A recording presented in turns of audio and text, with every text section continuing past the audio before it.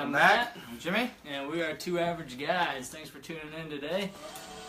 Ready to talk about Week 5 and tell you kind of how the week broke down. Had some pretty exciting games over the weekend. Absolutely. Actually, some that probably weren't supposed to be as exciting. But I mean, I thought it was pretty fun. I didn't get a chance to watch nearly as many games as I wanted to, but with everything else going on in life. But it was exciting. Pretty decent day to watch football. Let's talk about. It was a little different week because we don't normally play on Fridays. So. Not only that, there was like 3 or 4 games on Friday. So. And they were good. They were good games. So, I mean, we had Texas and Iowa State was on Thursday night. Yeah. Texas ended up winning 17-7. Yeah, kind of boring, but... really not too exciting, which neither team is very exciting this year. But I will say one thing I will say about Texas before we jump in and talk about Nebraska is Texas, I think, has found their stride. They've been playing better. They've been playing as a team. And I don't think they're going to be winning the Big 12. I don't think that. But... I think they're going to be a surprise for some teams once they do play them in Big 12 play. Yeah, they might beat one of those Oklahomas or Oklahoma States or TCUs. They really or could. like that. If they continue ruin somebody's season. They continue to put a team effort together. It could be pretty interesting to see how they fare. So, but let's first talk about the Huskers. Nebraska, 28-6 win over Illinois. So 1-0 in the Big Ten. And a good way to start. No, we're 2-0 in the Big Ten. Oh, 2-0. Sorry. We're leading the West. 2-0. We're the only team that's 2-0. 2-0 in the Big Ten. Like, I know that says something about the Big Ten. We played the 2 worst teams Rutgers, in the Big Ten. yeah. But, no, I think the last thing I said last week was just go ahead and take care of Illinois this week and then let's move on. That's what they did. Yeah, so 28-6 win, 21 points in the first half. First half, we only had the ball 3 times and we scored touchdowns every drive. Yeah, I mean, really. First quarter, Illinois had the ball for 12 minutes and we had the ball for 3. Mm-hmm. Defense didn't give up any touchdowns. Played pretty good run defense, really good run defense. Yeah. I'm not sure what kind of weapons Illinois really had, but I mean, really, Crouch was a rushing TD or rushing quarterback. Yeah, and he ran. He had a couple runs. Yeah. But he didn't have a bad game, but he's not a passer. Yeah. So you look at no TDs allowed for the first time since 2012. We'll take that. So you look at a team like Nebraska who really needs to find its identity on defense, and you look at what they've done over the past 4 games, and then coming into Illinois, their defense really stepped it up in a whole other level to really show what they can do. We brought more blitzes. Yeah. Put a lot of pressure on the quarterback, but that's also what happens when you have a rushing quarterback. You're allowed to stack the box. So, and I know that maybe the competition hasn't been that stellar, but since the end of the first half of that Oregon game, I mean, defense has played pretty solid. Yeah. I mean, during that time, they gave up 0 points in the second half to Oregon. Tanner Lee threw a couple 3 pick sixes over the next 2 games. So that's 21 points that was not on the defense. Yeah. So they're finding their way. Hopefully have some confidence going into Wisconsin because they're going to need it. Yeah. Well, Lee was 17-24, so hopefully that built his confidence. Mm-hmm. No interceptions, 3 TDs, threw for 246 yards. So really solid game. Yeah, simple game plan, but that's fine. Yeah. That's what you need to do to shake the whatever it is he's got going on. Well, ever since he threw those 2 pick sixes against Northern Illinois, he's just been rattled. Well, and what they were doing with him was trying to throw those 34-yard passes. Yeah. So he's not. Maybe he can throw the ball deep, but it's not something he should do on a regular basis, and that's especially what they were trying to do. When the offensive line hasn't been, quite up to par. But I think the offensive line played a little bit better too. Yeah, I think they did. I think they didn't play great. There was times where they showed a lot of weakness, but they're still young. They have a lot of talent. It's just getting that talent to where it needs to be at. Simple game plan, a lot of short passes, a lot of slants, a lot of runs, and a lot of rushing. So really, that was a team effort. Wilbon had a lot of yards in that game, and then I was still a little surprised. He ran over 60 yards in the game. I was still a little surprised they kind of rolled out Wilbon for quite a while to start that game, and I was a little surprised. Then they eventually put a Zigbo in. He ran for 8 yards, carried 3 guys on his back like he's done every game. He was just busting through people left and right. He ended up having a good game, over 100 yards and a touchdown. Yep. So good for him. Yeah, Morgan had 8 receptions for 96 yards in the TD. So. Yeah, and he wasn't. I don't even think he was 100%. So no, and he missed a couple. He had a passes. drop. He had a drop or 2, but He had one bad drop. One really bad drop. But but then he had that really good catch. We had to reach behind him and snag it. And that was good concentration. But yeah, no. Hopefully he's 100%. And maybe I guess I don't know what the status is on Bryant coming back this week. It'd be really nice to have him. I didn't think his injury was that serious, but and same with Kalu. Both those guys, they haven't played for a few weeks now. We could lose Kalu back. Use Kalu and back. so maybe we'll have him back this week. Yeah. That would be nice. But even Pearson on offense had 94 yards receiving. Didn't have a TD, Yeah, but 4 receptions, 94 yards. Had a hell of a good game. You look at Weber and Gifford on defense. I mean, those guys are all over the place. Overall, our defense, with the amount of pressure we were able to apply on the quarterback, and the amount of pressure our defensive line was able to get to the quarterback as well. That's probably the best our line has played all year. Both Williams brothers were getting in there. They may not have had a sack, but they were getting in there, putting a lot of pressure, and really making him think about his decisions when he was going to throw it. We actually did have a few sacks, which I don't think we had last week. So yeah, we had a few. I know Weber had a sack and interception, 9 tackles. I think Gifford almost got in there on a sack as well. I mean, really just from offense to defense, it was a pretty darn good team effort. I don't care who you're playing. It was Illinois, but we didn't give up any touchdowns. And that's not something every team can say that they haven't done for 5 years. And 5 years ago was the last time we did it. So to finally do that in a defense that's being questioned a lot right now, to me, it should put a spark under their ass and say, hey, we're going to do a little better next week too, and keep getting better and better and better on defense. Well, and really shore things up. And especially on kind of a weird week, short week, on the road on a Friday. Look, going into this season, I kind of had that one circled as a, kind of a weird, anything could kind of happen in that game. Some of these other games I didn't have us losing, but that one was definitely a question mark, and they stepped up. Yep. So good team effort by Nebraska. Good solid rush defense. Pass defense did what they had to win the game. I still wish they put a little more pressure up on the line, but we didn't have to so much against Illinois. I don't think we're going to have to against Wisconsin either. So Wisconsin is a rush first team as well. So going into next week playing at home with Wisconsin's coming to our house. Night game, prime time. After seeing what I saw this past Friday, I have a little more confidence in going up against Wisconsin because their quarterback, Hornibrook, was only 11 of 20. Yeah, and he's had a good season so far. TD and 2 interceptions. I think I watched quite a bit of that game yesterday. Against Northwestern. We keep going. No, you're fine. Northwestern played a pretty decent game, but they've been pretty high on him this year. Yeah. And 11, what'd you say, 11 of 20? 11 of 20. Yeah, a TD and 2 interceptions. So if we can get some pressure on him, we could force a couple turnovers. We're gonna need to stop the run. I mean, they have a pretty shifty true freshman running back. He averaged about 4 yards a carry this last game, so still not bad. I mean, that's a good. He was pretty shifty. But if we can stop the run game early and force them to throw the ball, we might be able to make some things happen. Positively for us. Absolutely. And on offense, I mean, you really got to watch out for their 2 big defensive guys. They're pretty good on defense. They got Dakota Dixon, their safety, really and the linebacker Ryan Connolly. I mean, they were lighting it up this last week against Northwestern. I think one of them had 19 tackles, the other had 13. So I mean, they were really just they run to the ball. So on offense, Tanner Lee's going to have to make smart decisions on offense. Quick and smart. Need to get it. If one of them is doing a blitz, then you got to really make sure you're smart on where you throw that ball. Throw it out of bounds or get it to the receiver early because they're fast. They're going to bring the pressure on Lee because they know what he does under pressure, and they're going to try to bring it.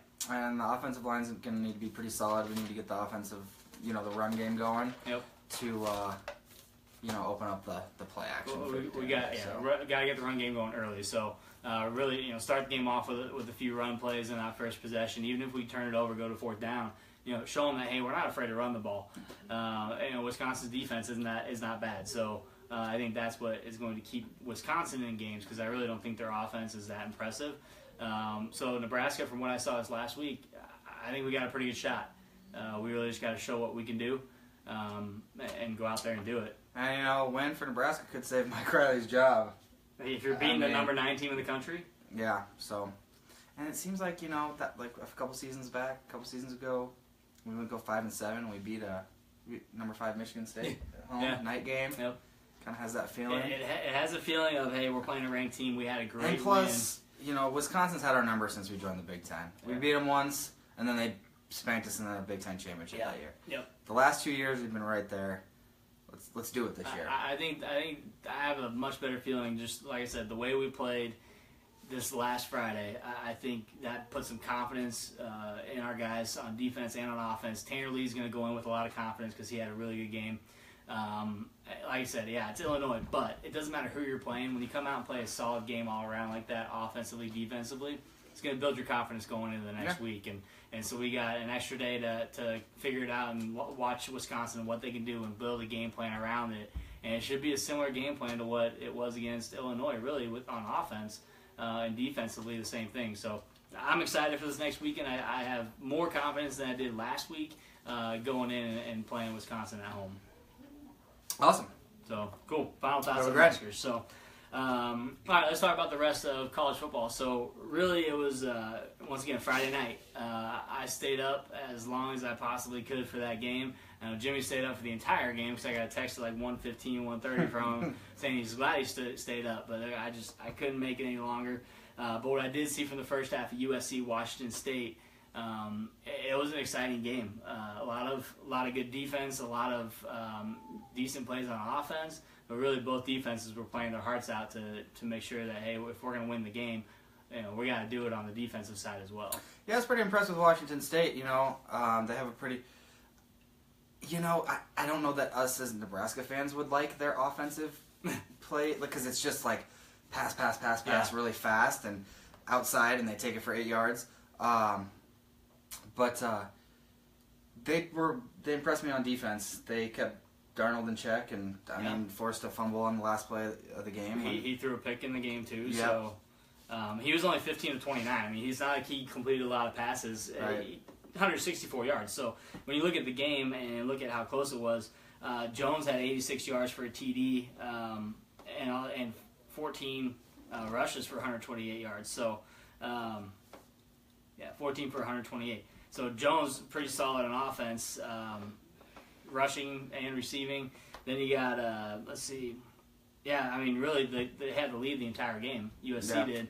And then Washington State eventually took the lead in the fourth quarter with 1:40 left, and then that's when they had the strip with Darnold on the last possession for them. But really, you look at 1:40, and you look at what USC did when they played Texas, and they went down and scored to essentially win that game. You think 1:40, well, that's 2-minute offense. Sam Darnold can do that. He's going to go down. He fumbled on the first play. Washington State figured out how to get in there and really knock that ball out, and they brought the pressure. So it's always nice seeing a top 5 team lose. It's always sweet seeing USC lose. To be honest, I have no problem with that. I'm with you. It's just it always shakes things up. And yep. I think there's questions going into the season with USC as well. I mean. Last year, they had a good year last year. The year before, though, they had 4 losses, I think, the year before. Last year was kind of a rebuilding to get back to, what a lot of people think they should be. So USC going down when they're ranked at number 5, they dropped to number 14. Washington State jumps up from 17 to 11. Falk threw for 340 yards and 2 TDs. So that's pretty good. At 34 receptions or 34 completions of 51. So Falk had a good game, but like you said, 51 passes in a game. That's pretty wild. That's what Washington State does. They throw the ball. But their running back had 6 carries for 91 yards and a TD. So their running back, Morrow, actually had a really good game. And he was fun to watch, too. I just think that you watch the way Washington State plays, they're a fast-paced team. They get up on the ball and they go. So I enjoy watching them, what I did watch of it. And I'm glad Washington State won. It was fun. Yes, it was a fun game to watch. Let's talk about some of the other top 25 teams. Number 14, Miami, really didn't have a problem with Duke. I thought that might be a better game. I thought it'd be a good game. I think there's a lot of questions around Miami still, at least from my point of view and what I've seen from them. Yeah, there is, because they just haven't really played. They didn't have a couple. But Duke has played some good games, and Duke went in there at home, and they lost 31-6. So I was surprised. So I was a little surprised by that game, but Miami's still holding on strong. Staying in the top 25. We'll see how top 15. Let's see how they do against Florida State this weekend. So Ole Miss, wow, it was going to be a good game with Alabama. Okay, I didn't. It's not exactly what I said. It could be a good game because of history. Looking back, these games with Ole Miss are usually pretty good. Well, 66-3. Obviously not. Jalen Hurts had over 100 yards, 140 yards passing, over 100 yards rushing. And I was watching a little bit of the highlights earlier today and listening to the way they talk about Jalen Hurts. And, hey, he's finally in his passing game.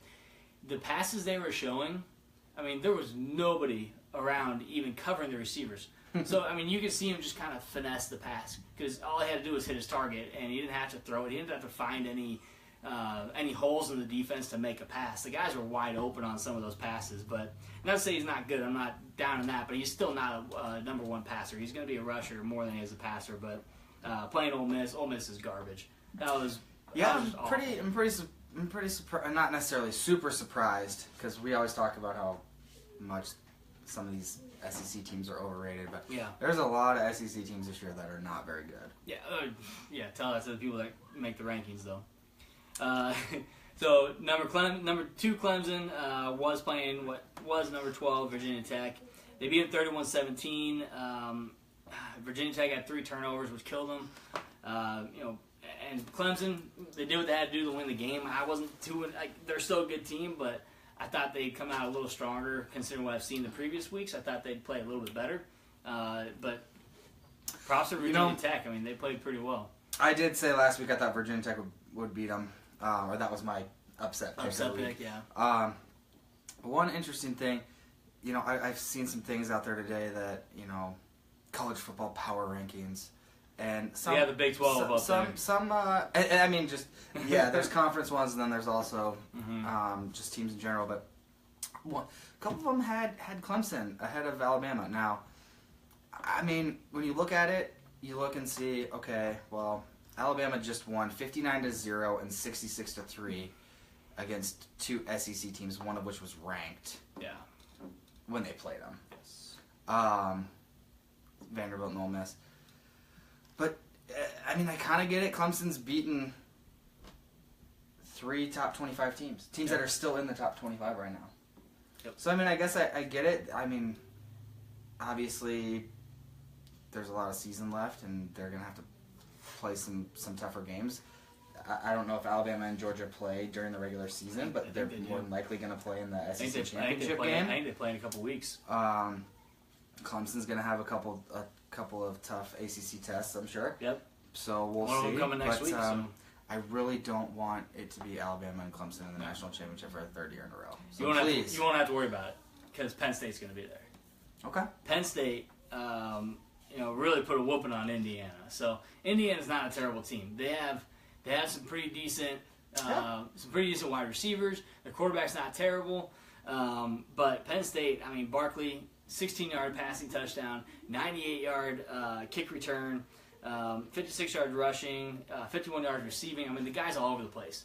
He's just one of those guys that you can put anywhere on the field. He's gonna do good. And his pass wasn't an easy pass. It's not like the guy was. I mean, right. He had a good pass. He had to hit him in stride.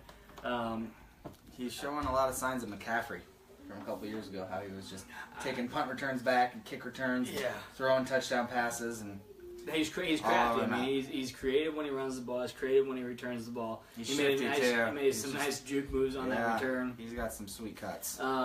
And then McSorley was 23 of 36, 315 yards and 2 TDs and a pick. So McSorley, you got a good quarterback, you got a good all-around running back who can do anything on the field. Really, Penn State's a dangerous team.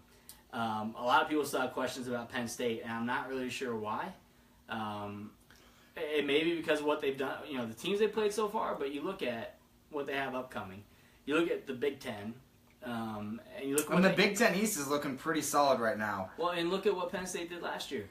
It's like they haven't slowed down. They are continuing to play like they did at the end of the year last year. And you look at a team like Ohio State, where everyone thought Ohio State's going to be the Big Ten team to beat. Absolutely not. I think Penn State's definitely the team to beat in the Big Ten. Between the East and the West, there's no doubt that the Penn State is the best in the Big Ten right now. And right. I don't see that changing. Yes, they had a tough game with Iowa last week, but they won. So they did what they had to do to win the game. Right. It was close. Very last play of the game, sweet pass by McSorley. This week against Indiana, didn't have that trouble. So depending on who they have coming up on their schedule in the coming weeks, I still think Penn State, no matter what, they're going to be the team to beat. They play at Northwestern this week, so Northwestern just played really well against Wisconsin on the road. So once again, we still don't know how tough Wisconsin is. So they still have a lot to prove. the Big Ten has a lot to prove still, but I think Penn State by far the best team in the Big Ten right now. They're showing it. They're putting up points. They're playing in a complete game. I look out for them in the playoff this year. Absolutely. Indiana did have 3 lost fumbles too, which didn't help them. Let's see, Washington. They were only up 7-0 on Oregon State after the first half. A little bit of a surprise. Yeah. Oregon State's not great this year. They're like 1-4. I don't know the last time Oregon State was any good. So it's been a while since Oregon State was actually a competitive team to play a ranked team, especially in the top 10. But they scored 35 second half points. Okay. So they ended up winning 42-3 or 42-7. Sorry, they gave up a touchdown in the fourth quarter. Really didn't have much of a problem. Yeah, it's kind of tough when you see these top 10 teams playing, bottom of the barrel teams in their conference. And Yeah. I know it's easy to say you should be up for every game. Yeah. Sometimes you get looking ahead to Well, some of these bigger matchups, and you gotta take some of these teams for granted. Well, you got the teams that have nothing to lose. I mean, Oregon State, they know they don't have a chance to be in the playoff pretty much any year, so they're going to play their heart out. And it's and when they have a ranked team come in to play them, they're going to play even better. And it was at Oregon State. So, really, Washington, second half, Jake Browning had a hell of a good game, had a nice rush TD, some good passes in the second half, and they put up 35 points. So, yeah, they're inching closer to the top 5.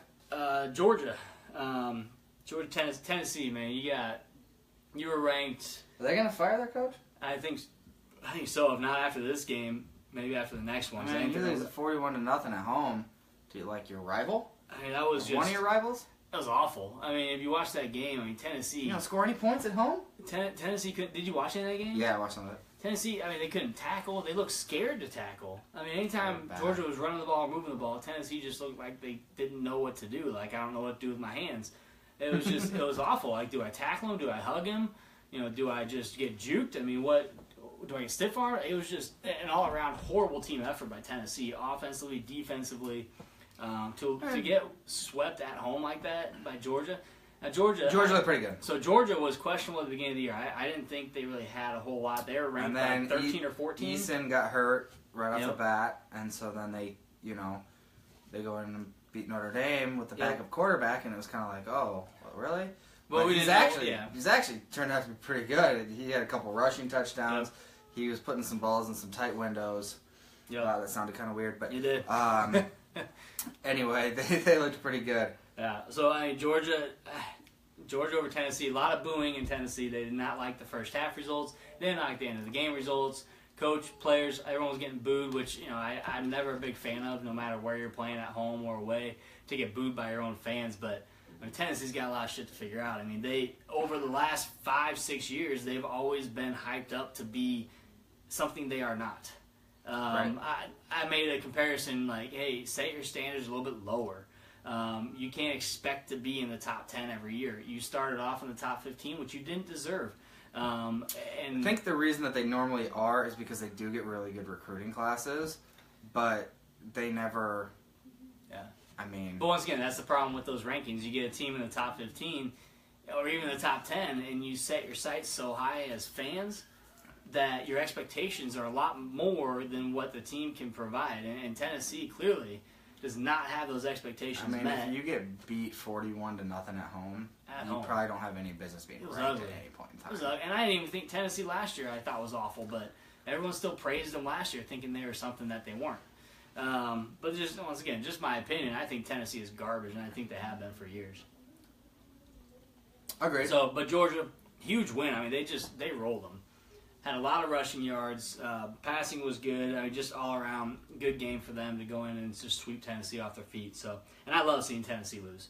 I really have nothing against Georgia. If I had an SEC team to root for, it'd be Auburn or Georgia. Yeah, I think Nick Chubb is a hell of a good running back.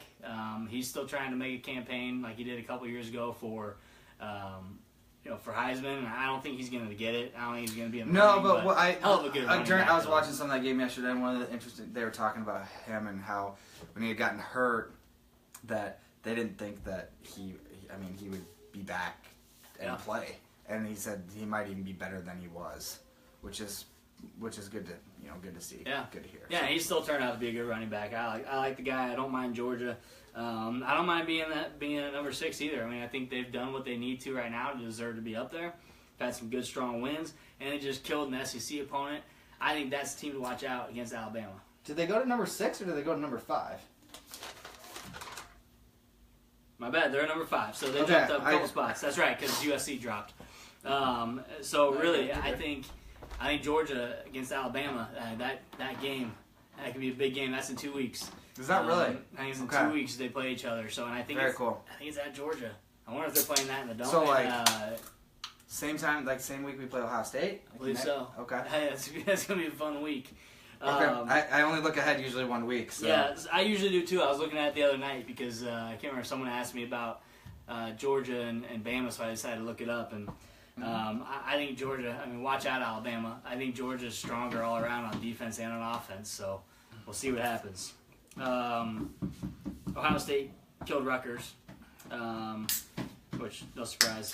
Auburn, number 13, killed Mississippi State 49-10. So Mississippi State, no business being ranked. Mississippi State jumped into the top 25 after they beat LSU, right? Yeah, and LSU was way overrated. LSU's was 25 this week, which was a joke anyways, but Auburn just destroyed Mississippi State, so they'll be out of the top 25. So you got teams that were from the SEC in the top 25, some in the top 15. 3 of them have completely dropped out of the top 25 now. Now, don't get me wrong. Like, Alabama, one of the best teams in the country. Georgia, clearly one of the best teams in the country, top 5. Yep. Auburn, though, they have 1 loss. Clemson, they're up there. Rest of the SEC. Yeah, well, and Stidham was 13-16 for 264 yards and 2 TDs.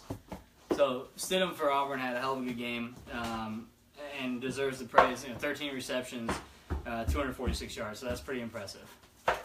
You have a friend that wants to join the show? He's back?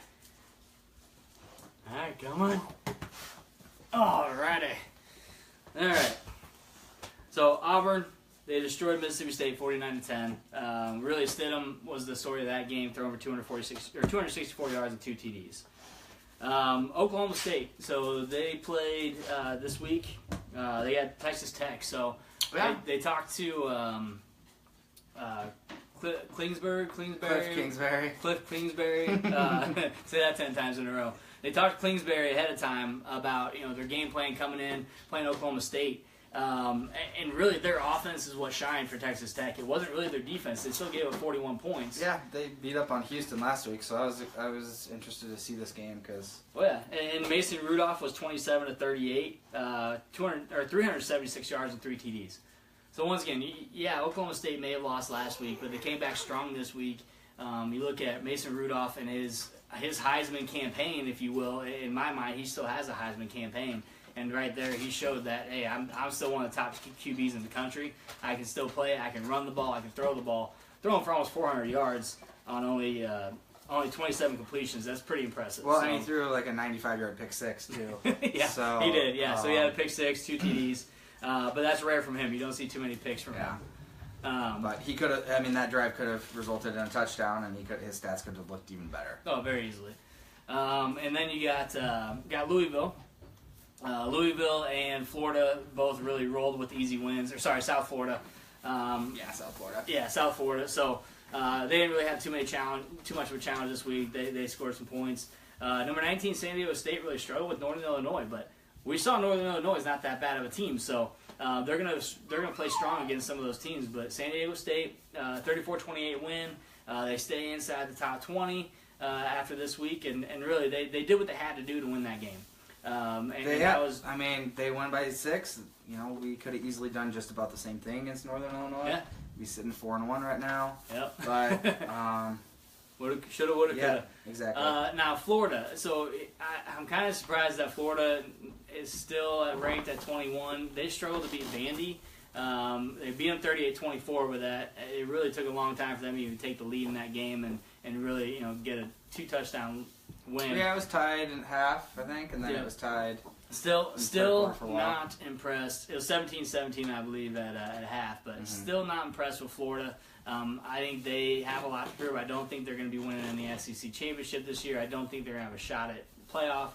I think they're going to stay outside the top 20 and possibly be moved outside the top 25 here very soon. Well, and I think they were kind of rolling with a 2-quarterback system, and one of them broke his collarbone yesterday, so they're going to kind of have to go more one-dimensional, whatever. I don't really watch them, so no, I'm just kidding. I don't like We'll see. We'll see how Florida ends up. I don't believe that they'll win the East. No, I don't either.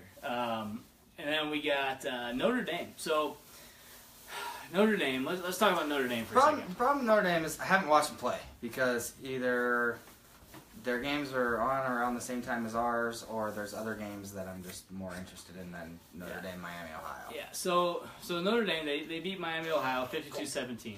And they look good doing it too. It is Miami, Ohio, but you can say the same thing about us beating Illinois.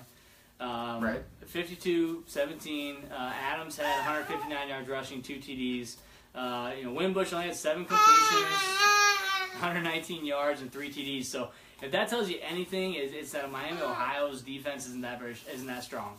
But nevertheless, they won the game. They won without any contest, really. And their one loss right now is Georgia, the number 5 team in the country. Yeah, by a point. So really, you have to take a look. Yeah, by a point on a last-second field goal. So you got to take a look at their schedule coming up. They have a good chance to really make a name for themselves, and maybe put themselves back in discussion for maybe next year being a contender to be somewhere in the top 10. They always play these tough Pac-12 teams. Problem is, when you don't have a conference, right? You don't have a You can't conference play a championship game. You can go with one loss all year, and your one loss could be to a Georgia. Let's say Georgia hypothetically makes it into the playoff. Your one loss could be to them, but guess what? You might be in the top 10, but that's your best shot. You don't have a shot to even be in the playoff because you don't have a championship game. You don't have a conference. You don't have you play a bunch of good opponents. Yeah, I mean, they have a pretty decent schedule from this point forward after next week. And they typically do. I mean, they always play Stanford. They play USC. They play those teams. They play Georgia Tech. The problem that they run into is that for them to be able to jump significantly up, those teams, like the Stanfords and the USCs, they need those teams to not lose these games. Yeah. When they're number 5. They need USC to be number 5 or higher when they play us. They need Stanford to be ranked when they play them the last game of the season. So they have a lot of things. Like I said, I tried getting into my buddy's head this weekend is Notre Dame. They have not been relevant since they got their ass kicked in a championship game against Alabama. Right. So once that happened, even a couple years post that game, they were ranked in the top 10 going into the season. But since then, since they always get knocked out of the top 25, I compared it to Nebraska. No one takes Nebraska serious anymore. No one takes Notre Dame serious for a national title contender anymore, because when they rank them high, guess what? They don't prove to be a top 10 team or a playoff team. I mean, that's a fact. Right, and this year is a little different. They didn't preseason rank them, which I was kind of surprised. But I think that maybe is a good thing for them. It probably was, and they do have, NC State's ranked. They'll have USC and Stanford and Navy and Miami. Yeah, depending on if Miami's still ranked, depending on if they lose a couple games. But I don't know. We'll just have to see. There's, they've really just played Georgia. I think they USC beat Michigan State. I know they beat Michigan State. But and I'm discounting that. You can say all you want. I don't think it's a great win. I got the argument that it's a great win because they just beat Iowa, but Iowa's not a ranked team, and I'm not impressed with Iowa either as far as they almost lost to Iowa State. As far as that they almost beat Penn State, but I'm not really. It's too many hypotheticals. It's two unranked teams playing each other, so that's not something that the voters are going to look at and say, oh wow. Just because Notre Dame beat Michigan State, they beat Iowa. They're not going to say that. That's a huge win for them. But Notre Dame, I will tell you, watch out USC. Watch out any of the other teams. Stanford, watch out. I think Notre Dame's trying to prove themselves this year and really make a run as deep as they can and hoping to get back in the top 10. I mean, they're trying to save their coach's job after what happened last year and the year before. So I think that's what they're going for, and that's what they need to just keep playing how they're doing because they're playing well. Yep, we'll just have to see how they do against some of these, back-to-back weeks against tough opponents. Yep. So. LSU number 25 should not have been ranked number 25, but they lost to Troy, so now they're definitely out of the top 25. But they were ranked 12 or 13 at the beginning of the year. Yeah. So really not really sure why because they had 4 wins last year, but whatever. It's LSU and it's SEC. Maryland beat Minnesota. I only put that in there because Maryland's surprising people this year. Just listening to some radio talk last week, there was guys making picks and making bets and making picks, and you can throw any college football game out there. Yep. Who do you got? And Minnesota was favored in that game, and no one wanted to touch it. They're like, "Oh, Minnesota's going to kill them." I'm never taking Maryland in this game. And Maryland was winning pretty much the whole game, and it was tied late, and they scored a touchdown, win that game. Yep. I was okay with it because Minnesota's in the West. Now, I just want Nebraska to try to win the West. Yeah. So, for that purpose. But, they got Ohio State this weekend. We'll see. I put it in our notes, watch out Ohio State. Not because Maryland's that impressive, but I don't think Ohio State is that good. And I think Ohio State's going to overlook them going to Nebraska. Maybe Nebraska doesn't have the best record, but Ohio State coming to Nebraska is going to be a tough game. We got our ass kicked last time we played them at the Horseshoe. Was it 2 years ago? No, last year. It was last year when Tommy got knocked out. Yes. So coming to Lincoln, it'll be really interesting to see what happens in that game. And I think they might overlook this game against Maryland. And Maryland's going to put up some points on them. I think they'll put up some points on them. I'm not calling it upset, but I'm saying Ohio State's going to have to watch out. And they talk how they're Ohio State this and that and this and that. The only time I hear about Ohio State anymore is when Kirk Herbstreit's on. Other than that, no one talks about Ohio State anymore. I know. It's beautiful. They are back in the top 10 now because they're number 10. They're number 10 because USC lost. But really, it's fun not listening about Ohio State anymore. JT Barrett.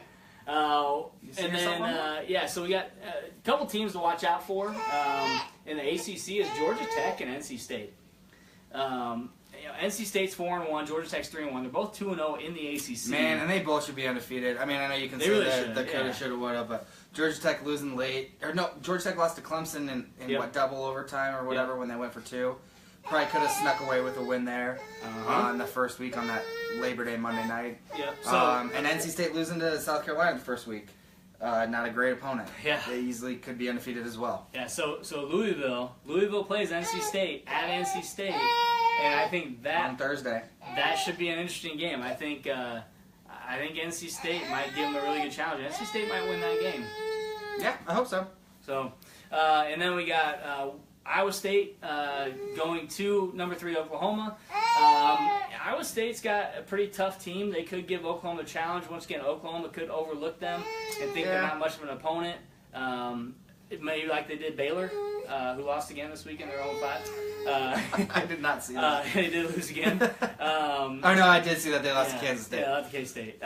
So Iowa State going to Oklahoma, to Norman.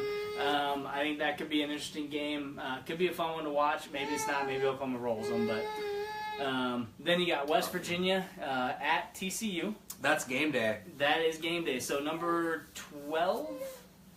What are they now? No, they're. Oh, sorry. They're 23. 21, 23. So they play at TCU. It's 23. At number 8 TCU. But once again, you got Big 12 matchup. Now everyone's boasting, saying, "Oh, the Big 12's a lot better than we thought they'd be." But once again, they're going to beat up on each other again. They are. They're going to beat up on each other like they always do every single year. So not to say they're not good. TCU's a solid team. But we'll see what happens. I think that game could be pretty good. Could be a fun one. Yeah, I mean, West Virginia wins that game, and a Big 12 top 10 team gets knocked out again, and then they're probably sitting on maybe Oklahoma's going to be about the only undefeated team. Yep. So that could be a good game. Miami at Florida State. So. Miami's playing Florida State this weekend. Now, once again, Florida State's out of top 25. Miami's number 13. Florida State just won their game. They did, and I watched some of it. It wasn't a great win. But Wake Forest was undefeated going into that game. I mean, I didn't watch a ton of it, but Florida State looks like they're starting to maybe. I mean, it's tough, you know, when you're not playing. You're psyched up for your season. Yeah. You play a game against the number one team, and you lose. You lose your starting quarterback, and then natural disaster, hurricane, and then you don't play for a couple of weeks. Yep. It's kind of tough, you know. Very tough. So, but Miami's kind of in the same boat. Yep. So They've only played, 3 games? They played 4 games. 3, maybe 4 games. So, But yeah, I'm interested to see how that game shakes out. That'll be. and then I never really cheer for Florida State, but I don't really want Miami to be 13. So I don't know. no. Yeah, I wouldn't mind Florida State winning that game. And then you got LSU playing Florida, who's at number 21, which Florida and Notre Dame are tied at 21 in the rankings.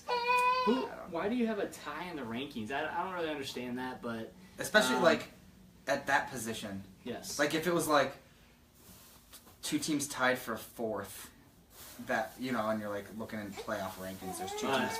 Tied for 4th. But 2 teams tied for 21. That just doesn't make any sense. I'm telling you, here's what's gonna happen. You're gonna have they're gonna beat Florida, and LSU's gonna jump in the top 25. Florida's gonna move to 25. That's what's gonna happen. But I don't think LSU's gonna. Both teams, I'm still not bought in for either team as a good team. But No. we already talked a little bit about Maryland going to Ohio State. Right. It's at the Horseshoe, which makes it a little tougher for Maryland, but anything can happen. You got Alabama, Texas A&M. So. See you later, buddy.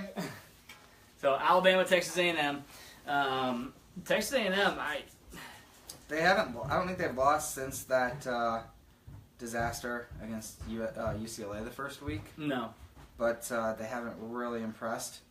We'll see. Yeah, it's an SEC matchup. It's at A&M, so Right. we'll see. Excuse me. They're both 2-0 in the Both SEC. 2-0 in SEC. You got Michigan State and Michigan, so always a fun game to watch. You never know what's going to I never happen. really knew that was that early on in the season. Mhm. Not that I dislike it. I like it. Yeah. Michigan, I still think, I don't even know who they played. They beat Florida the first week. But once again, Florida, I don't think is even a top 25 team, but they're going to count as a good win. They're still in the top 25. Right. And Florida was ranked high at the beginning Which of the is year. probably why, yeah. But Michigan still have a lot to prove. I wasn't high on them last year either, even though they finished high. I really still didn't think they were that good of a team. I still think they have a lot to prove. They don't have much of a quarterback. I think it'll be interesting to see what happens against Michigan State. Now, Pooty, if Michigan State beats number 7 Michigan, then that win for Notre Dame is even bigger. Yes, it would be. It would be. Now, And that loss to Georgia is still weighing in heavy for Notre Dame, that they only lost by 1 point to the number 5 team in the country. So, okay, what if Michigan beats Michigan State by more than 20 points? in that game that they beat Michigan State doesn't mean anything. And they beat Michigan State by 20. Yeah. So, yeah, we'll see. So I don't think it'll be much because that win over Michigan State. Well, guess what? Yeah, They I lost mean, again. They're 3-3. They lost again by 20 points. They're a 500 team, so I don't know how you look at that as a positive thing. So No, they'd be 3-2. I think Michigan State's 3-1. Michigan State's 3-1. Oh, are they? Yeah. Okay. Then you got number 9 Wisconsin at Nebraska. We already talked about that. Big game for Nebraska. At Nebraska, we'll have to see. Wait and see what happens. Go get them. Now, I think this could be the game to watch next week. Now, there's quite a few good games, but I think the game to watch is going to be Washington State at Oregon. Really? Oregon, you know they can put up points. Right. But This is going to be a fast-paced game. Both teams can score points. It's probably a late game, too, huh? It's going to be. It's West Coast. It's at Oregon, so I think Oregon's quarterback broke his collarbone. he did. But I guarantee they have a quarterback in the wing that's going to be able to come in and do a very similar style offense. Still be able to run the ball. Still be able to throw the ball pretty decent. But Oregon's a fast-paced team. Washington State has a fast-paced team. I think that's going to be the game to watch out for Washington State and for everyone else to watch maybe a possible upset in the Pac-12 with Oregon beating Washington State. Okay. I'm not calling it an upset. I'm saying that could be a game to watch because that could be a really close game.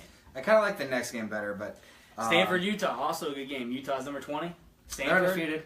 And Stanford's kind of catching their stride after their loss to USC. Stanford's figured it out, and they're not in the top 25, but their one loss is to USC, who is now at 14, but if they come in and beat Utah, we'll look out for them to creep back into the top 25. And then Notre Dame, guess what? If you play a top 10, top 15 USC, probably not, or sorry, Stanford, won't be top 10, but top 15 maybe if Stanford keeps winning, which I think they likely will. They look pretty good right now. Yeah, I mean, I'll have to look at their schedule and who they're playing where. And so that'll be interesting, but they're playing number 20 Utah.